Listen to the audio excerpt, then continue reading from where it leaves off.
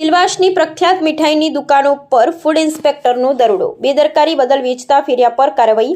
શહેરમાં ખાદ્ય સામગ્રીની ગુણવત્તા જાળવવાના હેતુથી આજે ફૂડ ઇન્સ્પેક્ટર દીપક ટંડેલે સિલવાસની બે જાણીતી મીઠાઈ દુકાનો બીકાનેર સ્વીટ અને કાવેરી સ્વીટ પર અચાનક દરોડો કર્યો હતો।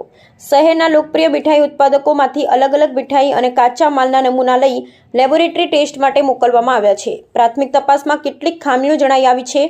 આખરી લેબોરેટરી રિપોર્ટના આધારે આગળની કાનૂની કાર્યવાહી હાથ ધરાશે। દરોડા દરમિયાન દુકાનોની બહાર પાણીપુરી અને ચિપ્સ વેચતા ફેરિયાઓની પણ ચકાસણી કરવામાં આવી।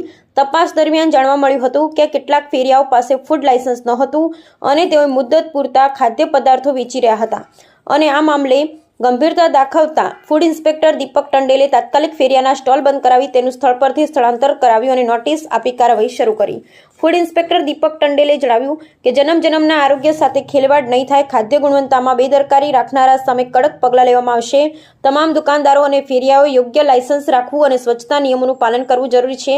સ્થાનિક લોકો દ્વારા ફૂડ વિભાગની કાર્યવાહીને આવકાર મળ્યો છે અને આવી દરોડાઓ નિયમિત થતી રહે તેવી માંગ ઉઠી છે, જેથી સામાન્ય જનતાને શુદ્ધ અને સુરક્ષિત ખોરાક મળી શકે।